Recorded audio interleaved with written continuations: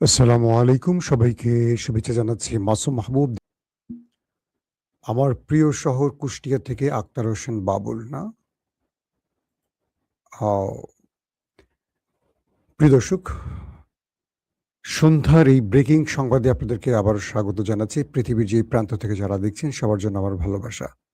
চট্টগ্রাম থেকে দেখছেন নজরুল, ফেনী থেকে জিকু।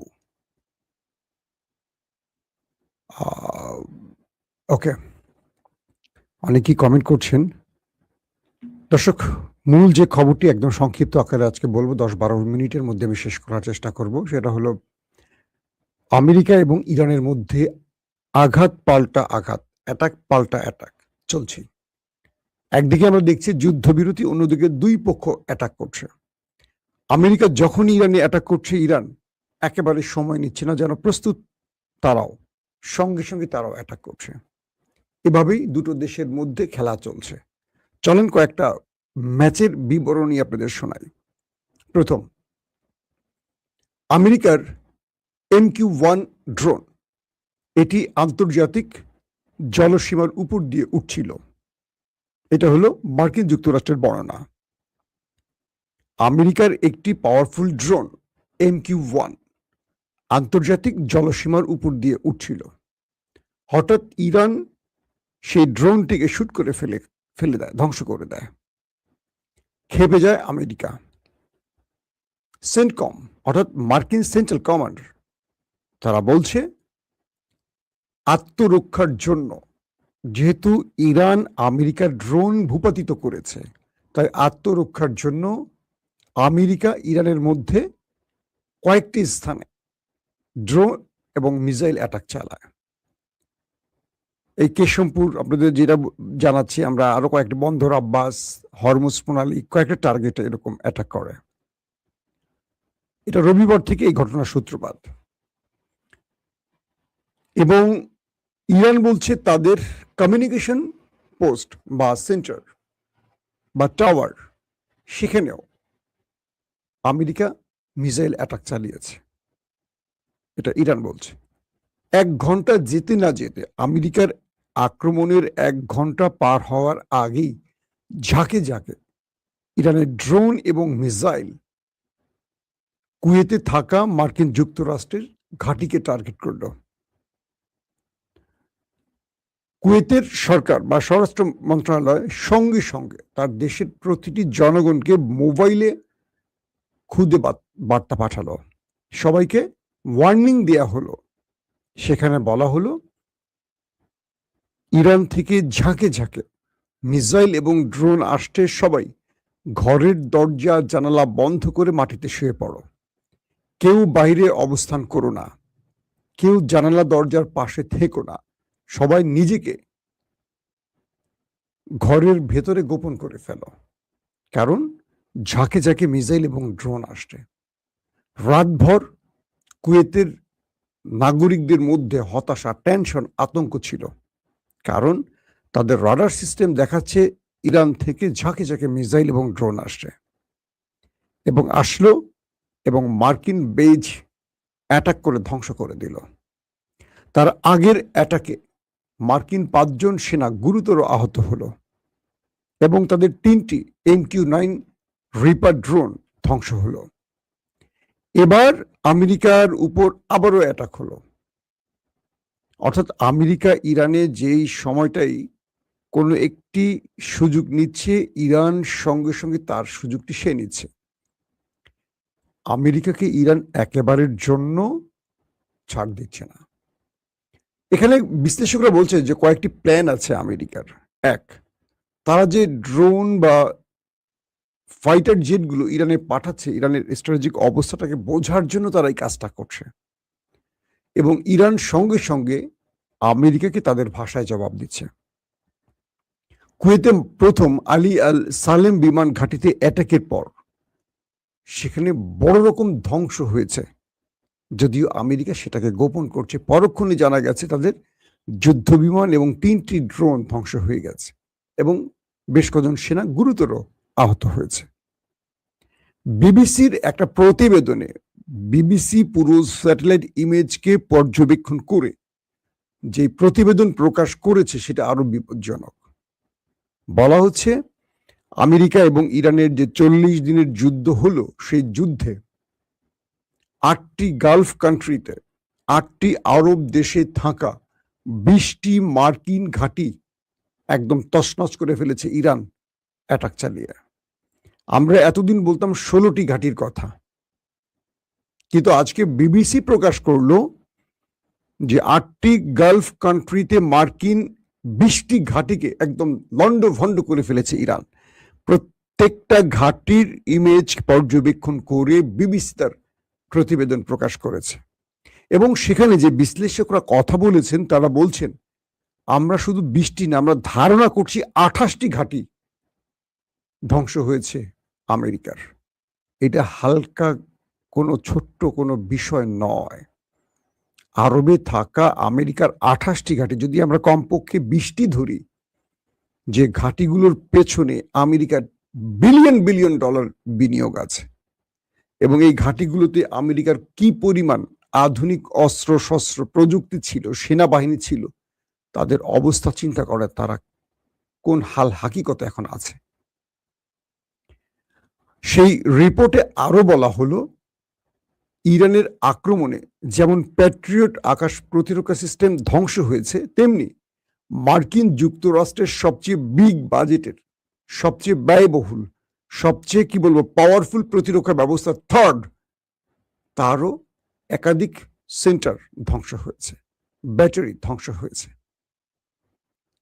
মার্কিন যুক্তরাষ্ট্রের সেই গণমাধ্যম সিএনএন আরো বলছে এক একটা থার্ড প্রতিরক্ষা ব্যবস্থা তৈরি করতে 100 কোটি মার্কিন ডলারের প্রয়োজন, এবং এগুলো ধ্বংস হলে এগুলো রিভিল করা, এগুলো নতুন সংস্কার করা ব্যাপক ব্যয়বহুল কাজ, এবং এটার জন্য প্রচুর সময় লাগে।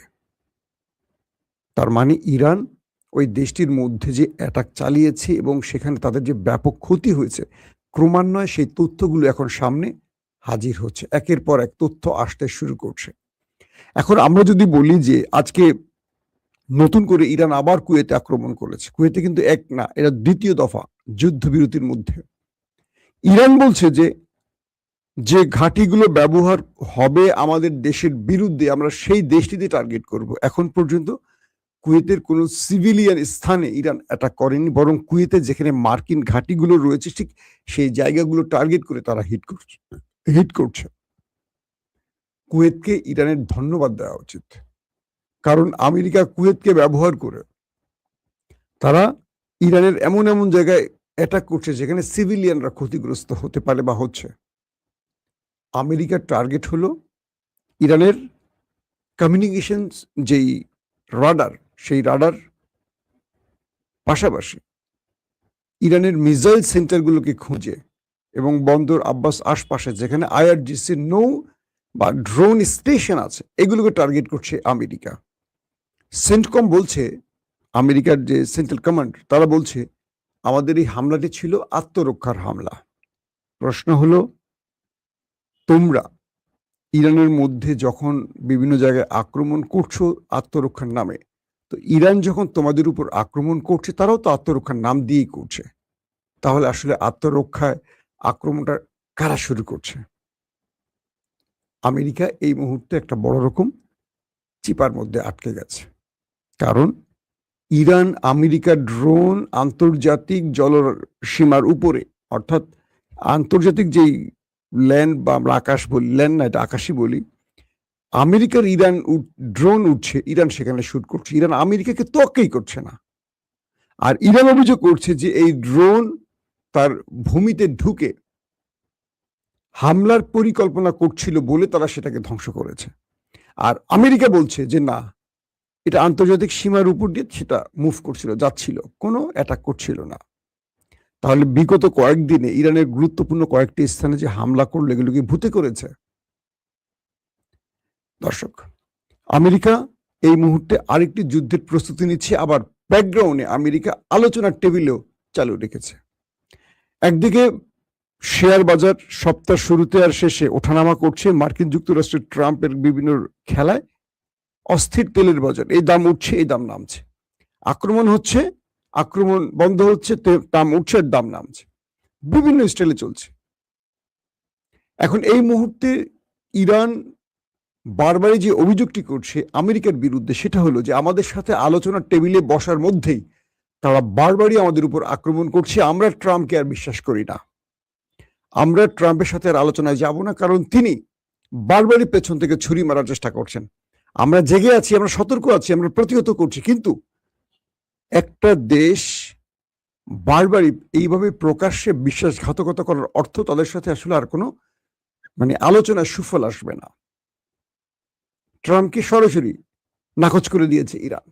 আবার ট্রাম্প ইরানের দুটো শর্ত বাদে, ইরানকে দুটো শর্ত চাপিয়ে বাকি শর্তগুলো খারিজ করে দিয়েছে। সেই শর্ত দুটো কি? হরমুজ প্রণালীতে ইরান টোল নেবে না এবং ইরান নিউক্লিয়ার বোমা বানাবে না। এই দুটোই এখন আলোচনার বিষয়। আর কোনো আলোচনা ইরান আমেরিকা করতে চায় না, বাকিগুলো সব খারিজ। এই পরিস্থিতির মধ্যে এখন দুই দেশের মধ্যে উত্তপ্ত অবস্থা। কাতারে ইরান যে হামলাটি করলো, সে হামলা দ্বিতীয় যে হামলাটি হলো, কি পরিমাণ ক্ষয়ক্ষতি হয়েছে এটা এখনো তথ্য আসেনি, সেটা হয়তো পরক্ষণে আমরা জানবো। প্রসেসিং চলছে, তথ্য আসার মাত্র আমরা আপনাদের জানাবো। কিন্তু আমেরিকা এইটুকু বুঝতে পারছে যে ইরান প্রতি মুহূর্তে তাদেরকে ট্র্যাকে রাখছে। তারা যেখান থেকে আক্রমণ করছে ইরান জেনে যাচ্ছে। ধরেন সৌদি আরব তাদের ঘাঁটি দিচ্ছে না, কাতার তাদের ঘাঁটি দিচ্ছে না, একদম ডাইরেক্ট বলছে যে না, আমরা আর যুদ্ধ চাই না। আমেরিকাকে নিষেধ করে দিয়েছে এই আরব রাষ্ট্রগুলো যে আমরা আর যুদ্ধে জড়াতে চাই না, যুদ্ধের ব্যাপক ক্ষতি আমরা এখন বহন করছি। তো আমেরিকা বাধ্য হয়ে লাস্টে কুয়েতকে রাজি করিয়েছে, অথবা জোর করে কুয়েত থেকে হিট করেছে, সেটাও ইরান জেনে গেছে। এবং সে কুয়েতের মাটি থেকেই অ্যাটাক করেছে ইরানে, এবং ইরান সে কুয়েতকে আবার টার্গেট করে হিট করেছে। পুরো কুয়েতের মধ্যে একটা ভয়াবহ অবস্থা তৈরি হয়েছে। কুয়েত থেকে মানুষগুলো সাইরেন বাজছে, তাদের মোবাইলে মেসেজ যাচ্ছে, জরুরি মেসেজগুলো। আতঙ্কের আর শেষ নেই। এই পরিস্থিতিতে ইরান বলছে, শত্রুকে তার বার্তাটি দিচ্ছে যে আমরা শত্রুকে এক তিল ছাড় দিব না, শত্রু যতদূর যাবে তাদের চেয়ে আমরা প্রয়োজনে সামনে থাকবো, পেছনে আর দাঁড়াবো না। শত্রুকে মোকাবেলায় যতটুকু সক্ষমতার প্রয়োজন ততটুকু আমরা প্রদর্শন করব। পাশাপাশি ইরান আমেরিকাকে চ্যালেঞ্জ জানিয়ে যে মিসাইল সিটিগুলো আমেরিকা ধ্বংস করেছিল বা তার মুখ বন্ধ করেছিল, প্রত্যেকটি মিসাইল সিটি এই যুদ্ধবিরতির মধ্যে আবার চালু করে ফেলেছে। ইরানের হাতে আবার অজস্র missile ready, missile launcher ready. এই খবরগুলো আমেরিকা পেয়ে গেছে, যে কারণে আমেরিকা ইসরায়েলের মধ্যে এখন বড় রকম হতাশা কাজ করছে যে তারা বিগত সময় বিলিয়ন বিলিয়ন ডলারের যে বোমাগুলো মেরেছে, এগুলোর নিষ্ফল হয়ে গেছে, এগুলোর কোনো আর আবেদন নেই। এই বোমা হামলাগুলো ইরান মাত্র কয়েক সপ্তাহের মধ্যে সেই মিসাইল সিটিকে রিভিল করে ফেলেছে। অর্থাৎ ইরান তার প্রত্যেকটা মিসাইল স্টোরেজকে, মিসাইল সেন্টারগুলোকে চালু করে ফেলেছে। শত্রুর সাথে এখন যুদ্ধ বাধ্যে প্রত্যেকটা থেকে আবারও মিসাইল এবং লঞ্চার ব্যবহার করতে পারবে। তার আমেরিকা যে পরিকল্পনা হিট করে মাটির ভূগর্ভস্থ মিসাইল সেন্টারের মুখ বন্ধ করে দিয়েছিল, এগুলো ইরান বিকল্প পথে আবার চালু করে ফেলেছে। আমেরিকার জন্য এটাও একটা বড় রকম দুঃসংবাদ। এই পরিস্থিতির মধ্যে শেষ পর্যন্ত দুই দেশ কি আলোচনা শান্তি আনতে পারবে, নাকি দুই দেশের মধ্যে এই বিক্ষিপ্ত হামলাই আবার একটা বড় যুদ্ধের সূচনা করবে, সেটা নিয়ে এখন প্রধান প্রশ্ন আমাদের। প্রত্যেকে ভালো থাকবেন। আল্লাহ হাফেজ।